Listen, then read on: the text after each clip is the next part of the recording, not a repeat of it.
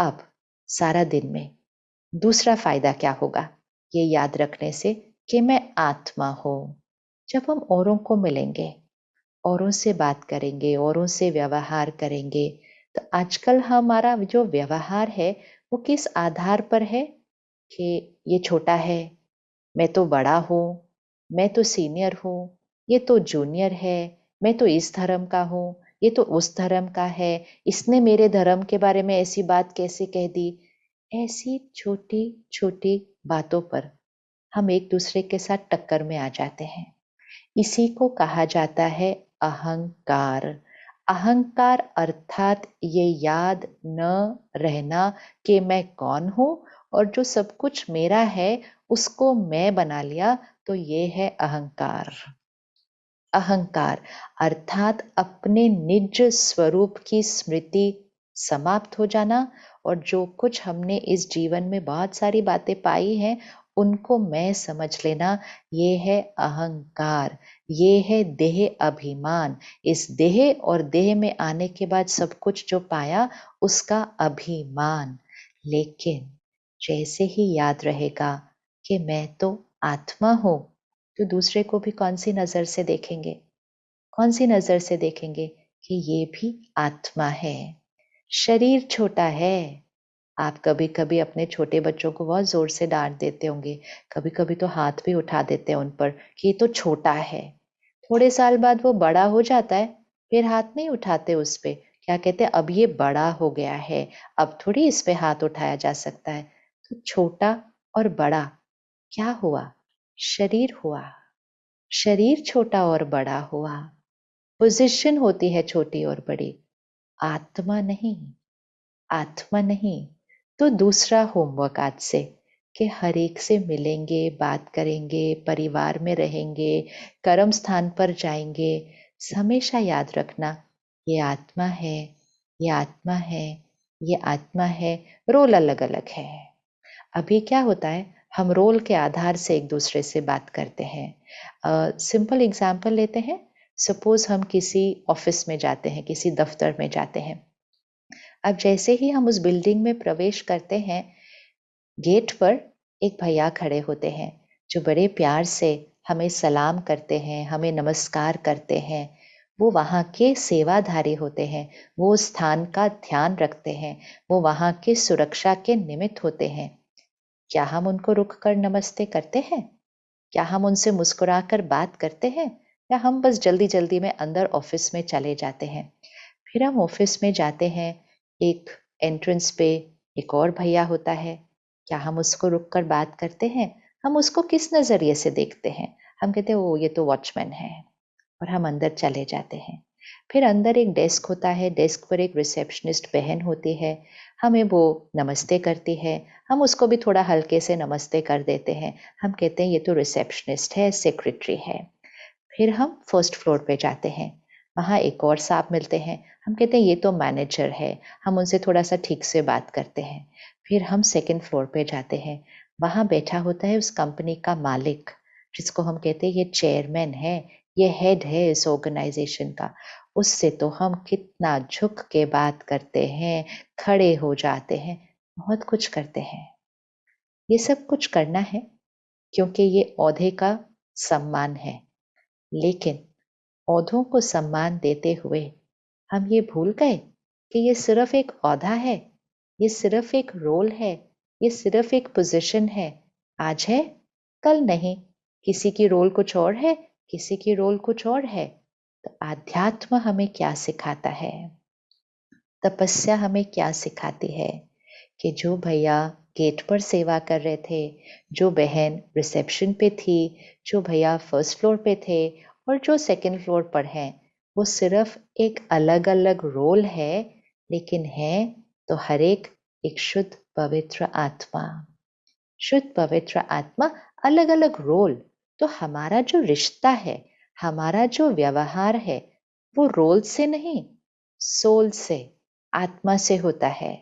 अगर रोल के अनुसार व्यवहार करेंगे तो 5 मिनट में 4 बार रोल के अनुसार व्यवहार करते हुए 4 बार व्यवहार बदल जाता है।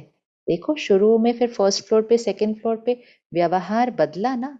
हमारा व्यवहार क्यों बदलना चाहिए? हमारा निज स्वभाव संस्कार कौन सा है? तो हमारा व्यवहार 4 बार क्यों बदला? क्योंकि हम रोल के अनुसार व्यवहार कर रहे थे।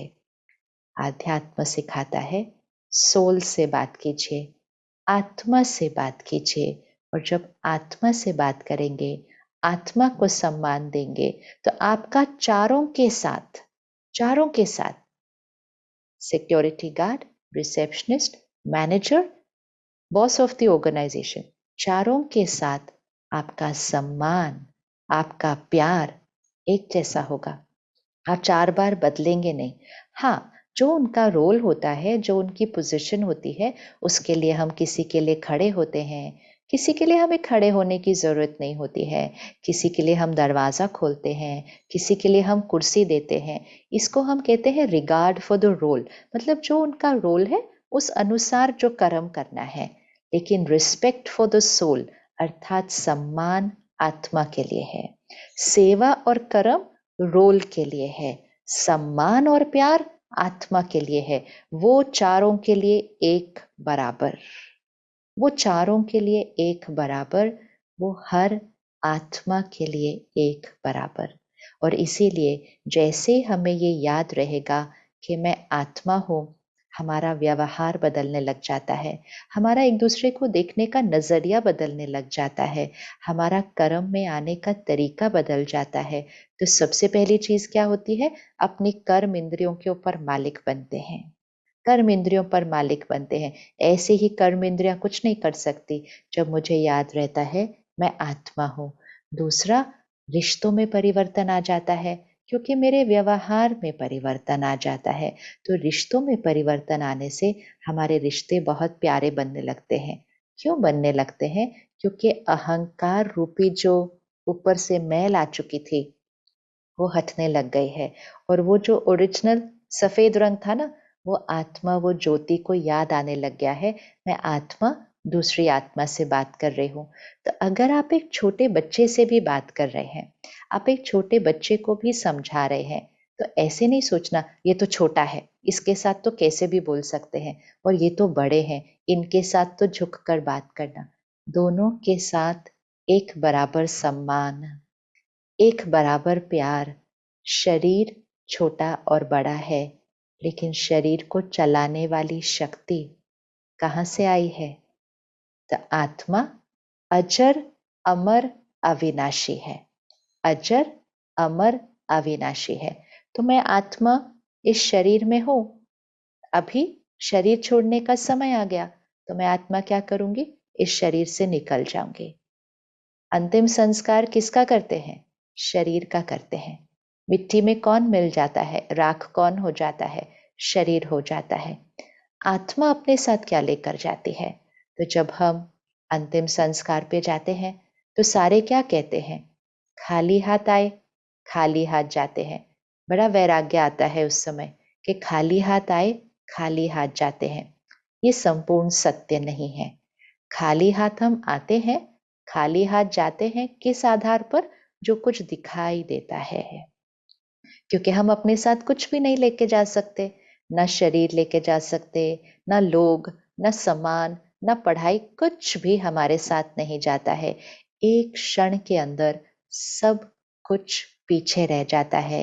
ये एक और बात है जो हमेशा याद रखनी है, क्योंकि ये सारा कुछ जो दिखाई देता है ना, इसके पीछे हम इतने अटैच्ड हो गए हैं कि हम इसी को अपनी जीवन समझने लग गए हैं। एक क्षण के अंदर सब कुछ पीछे रह जाता है। तो सबका ध्यान रखें, सारी सेवा अच्छे से करें, लेकिन करते हुए उसके साथ अटैचमेंट नहीं हो जानी चाहिए। उसको ही मैं नहीं समझ लेना चाहिए, क्योंकि उसको ही मैं समझेंगे तभी गुस्सा आता है, ईर्ष्या होती है, नफरत होती है, चिंता होती है, डर लगता है कहीं मेरी ये चीज छूट ना जाए, मेरा औधा छूट ना जाए, उसका भी डर लगता है, उसका भी डर लगता है। लेकिन जब ये याद रहता है कि ये सब कुछ तो छूटना ही है, किसको नहीं पता ये? क्या हम में से हर एक को ये नहीं पता कि मैंने ये शरीर छोड़ना ही है? पता होना तो अच्छी बात है, लेकिन सारा दिन में वो जो पता है उस आधार से व्यवहार करना है। ये याद रहना चाहिए, ये सब कुछ मुझे सिर्फ मिला है थोड़े समय के लिए और एक क्षण में ये सब कुछ छूट जाएगा। ये सब कुछ मेरा सिर्फ थोड़े समय के लिए है। मैं आत्मा इस शरीर में मेहमान हूँ। मेहमान हो, मेहमान की तरह सब चीज का ध्यान रखें, ट्रस्टी की तरह सब चीज की सेवा करें, लेकिन ये ऐसे नहीं, ये मैं हूं, ये मैं हूं, ये मेरा है। वो अटैचमेंट हमें चिंता, डर, दुख देती है। तो मैं आत्मा याद रहने से हम निडर बन जाते हैं, भय नहीं रहता है।